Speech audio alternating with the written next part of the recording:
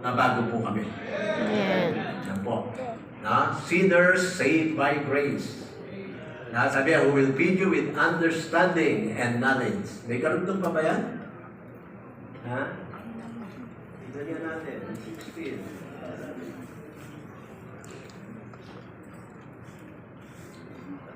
Wala na, sa Jerusalem na yan. Hayaan mo na sila dyan. Magulo ngayon doon. Well, anyway, salamat po na marami na nandito po kayo lahat. At syempre po, nag-umpisa lahat po yan kay Pastor Ruben Belmonte. Amen. Kung mag-asawa ko ito, nag-celebrate po sila noong nakaraan ng 56, tama po ba? 56 years sa ministry. Sabihin ng iba sa inyo, wala pa sa mundo, nasa ministeryo na sila. Amen. Amen? Na kung ikaw naman ay 56 years old na ngayon, nakakasabay mo na minister, ito po mag-asawa po ito. At kami po ay marami pong natutunan. Kasama ko po si Sister Nel. Actually po, si Sister Nel ay inampun pa po nila doon dahil pinalayas yung nanay. Dahil nga nag-Bible school. Sa kanila po tumira. Siksikan po sila doon. At syempre po, kami rin, napatira naman sa church.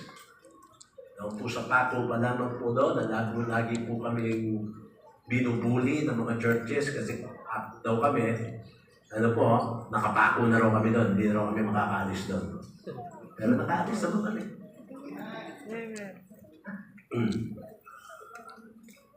Tataranta kayo na yun. Sige, dito yun.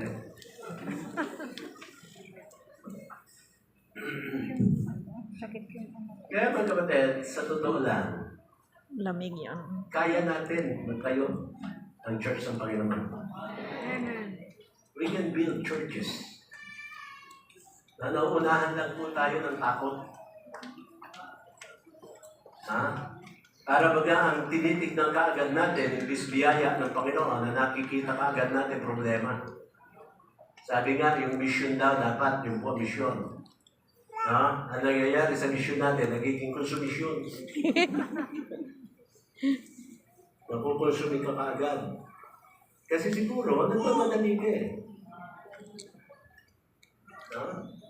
Alam niyo po ba yung masasarap na ulam, matagal lutuin? Amen. Laing. Meron kang laing. Kaya nagpunta dito si Pastor Belmonte dahil sa laing ko. Actually, di naman dahil sa akin, dahil sa iyo. Amen, di ba?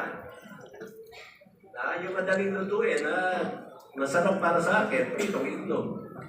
Buhay ko po kasi yun eh. Diba? Kaya huwag po tayo magmamadali. Ayan, sige po. Yan.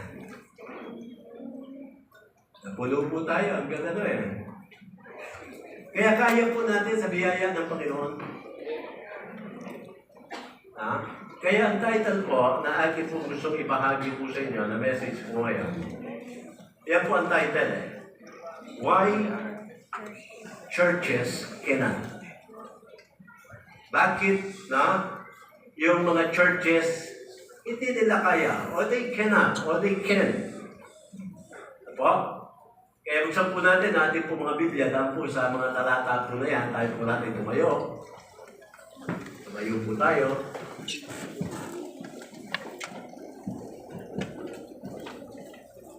Actually, ito po ang passage na ito, David encourages Solomon to build the temple. Ito po ang mga kataga na yan. Sabi po dito, David said to Solomon, his son, be strong and of a good courage, and do it. Fear not, nor be dismayed, for the Lord God, even my God, will be with thee. He will not fail thee, nor forsake thee, until thou hast finished all the work for the service of the house of the Lord. And behold, the courses of the priests and the Levites, even they shall be with thee for all the service of the house of God, And there shall be with thee for all manner of workmanship, every willing skillful man, for any manner of service. Also the princes and all the people will be holy at thy commandment. Lipat po tayo. Hindi ba? Tama ba? Lipat tayo sa chapter 29, verse number 2. Sabi yan, and I have prepared with all my might for the house of my God, the gold, for the things to be made of gold, and the silver, for the things of silver, and the brass, for the things of brass, and iron, for the things of iron, and wood, for the things of wood, onyx stones, and stones to be set, glittering stones of divers colors, and all manner of precious stones, and marble stones in abundance. Verse number 3. Moreover, because I have set my affection to the house of my God, I have of mine own proper good of gold and silver, which I have given to the house of my God over and above all that I have prepared for the holy house. Now, it was really the desire of King David to build God a temple. At sinabi niya, in-encourage niya si Solomon na ikaw ang magtayo. At sabi niya, everything is already prepared. At sabi po ni David, at gusto ko po sinabi niya, no? Dahil sa desire ko magkaroon, kahit yung akin, inilagay ko na sa gawain ng Panginoon. Alam niyo po, ang pinakamadaling ibigay yung hindi iyo eh.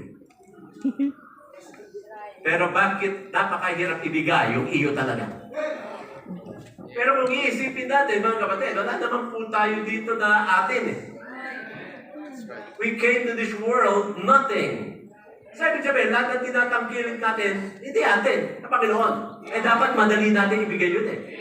Yung nga lang, hindi po. Nung nahawakan mo ang pag-aari ng Diyos, no, inangkin na po kasi natin, akin na ito. Tayo po yung manalangin. Mapagpala namin Diyos, salamat po sa pagkakabasa ng iyong salita.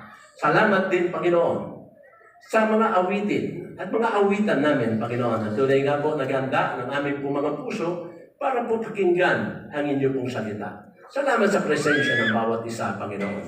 At aming nga pong dalangin na may mahamon po sila ng Banal na Espiritu sa aming pong mensahe na ihahayag, Panginoon. Salamat po sapagkat ako po ang ginamit po ngayon na maghatid ng inyong pong mensahe. Hindi po ako, Panginoon, ang may dala, ang pinanggalingan ng mensahe. Kung hindi po ako po ay isang mensahero lamang po na kayo po, Panginoon, ang nagpadala ng mensaheng ito. Kaya, Panginoon, gamitin mo po ang aking labi at dila para po ang inyong pong mensahe ay aking po maihatid ng sakto, ng gusto, Panginoon, na ito nga po'y walang dagdag o wala po kang kulang, Panginoon. Ikaw pa rin ang aming pong itinataas. Ito po, Panginoon, lahat ay aming pong hinihiling sa pangalan ng aming Panginoong Jesucristo. Amen. Okay, you may be seated. Kita ba kikita